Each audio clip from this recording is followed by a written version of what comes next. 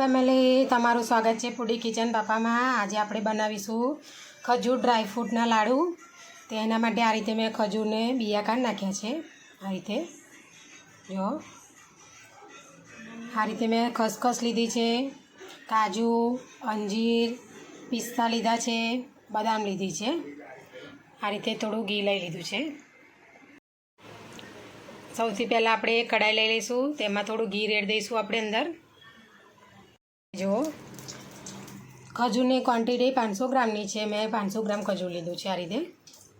હવે તેને આપણે આ રીતે અંદર ઘીમાં નાખી દઈશું। પહેલાં તેને શેકી લેવાનું છે થોડું ઘીમાં, જેથી કરીને તે ઓછું પડી જાય।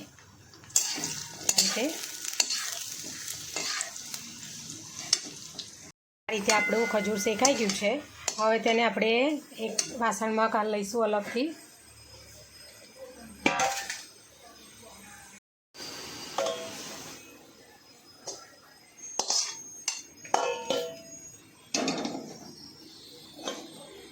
એ પેનમાં થોડું આપણે ઘી રાઈ દઈશું ફરી આ રીતે ઘી રેડી દીધું છે। હવે તેમાં આપણે બદામ નાખીશું થોડી,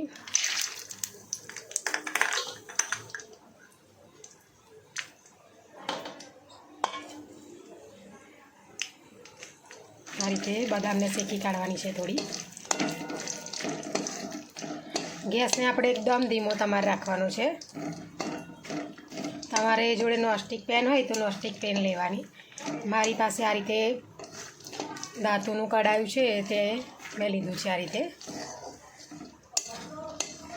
જો આ રીતે તેને થોડી શેકી કાઢવાની છે। હવે તેમાં આપણે કાજુ નાખી દઈશું, પિસ્તા નાખીશું, થોડું આ રીતે અંજીર નાખી દઈશું। બધું હવે તેને શેકી લેવાનું છે આપણે। હવે તેને આ રીતે મિક્સ કરી લેવાનું છે, બધું ઘીમાં શેકી લેવાનું છે। જો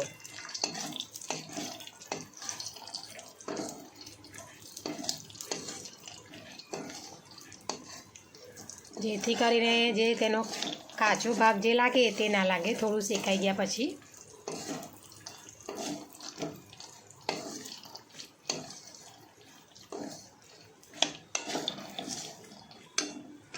તો આ રીતે થોડું બ્રાઉન રંગનું થાય એટલે તેને આપણે ગેસ બંધ કરી દેવાનો છે। હવે તેમાં થોડી આપણે ખસખસ નાખીશું। આ રીતે થોડી આપણે ઉપર છાંટવા માટે રવા દઈશું। હવે તેને આ રીતે મિક્સ કરી લઈશું આપણે।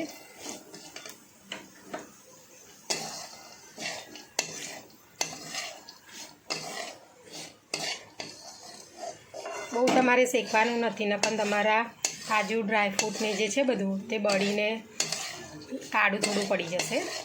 તેને આ રીતે થોડું ગુલાબી રંગનું થવા દેવાનું। જો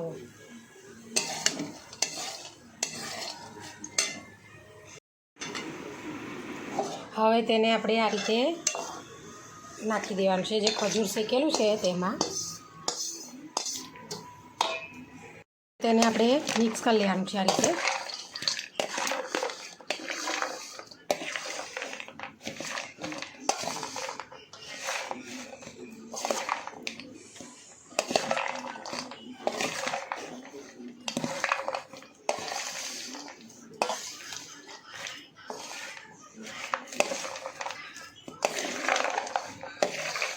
હવે તેને આપણે થોડું ગરમ હોય તારે જ વાળી દેવાના।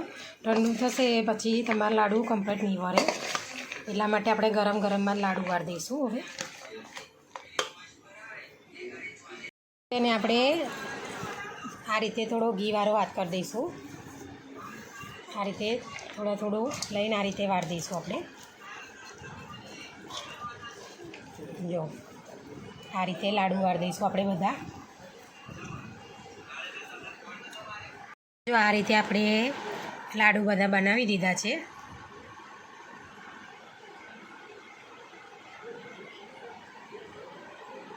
જો અમારી વિડીયો તમને પસંદ આવી હોય તો લાઈક, શેર, સબસ્ક્રાઈબ કરવાનું ભૂલતા નહીં। Thanks for watching.